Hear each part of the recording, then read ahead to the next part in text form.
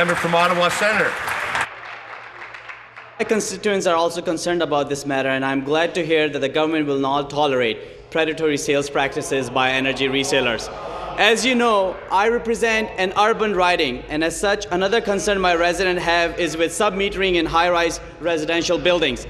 It is estimated that 500,000 households live in high-rise buildings across the province, most of which include electricity in their rent. Sub-metering has been identified as a key component of establishing a culture of conservation in Ontario, whereby residents will be aware of and accountable for their energy usage. However, Minister, in March, the Ontario Energy Board issued a compliance bulletin requiring all sub-metering activities in this sector to end as a response to concerns raised by some tenants. Minister, what is the government doing to protect these consumers as we encourage them to participate in the culture of conservation? Thank you very much, Mr. Speaker. Mr. Speaker, the honourable member represents a riding not dissimilar to mine in some sense, which has a lot of tenants.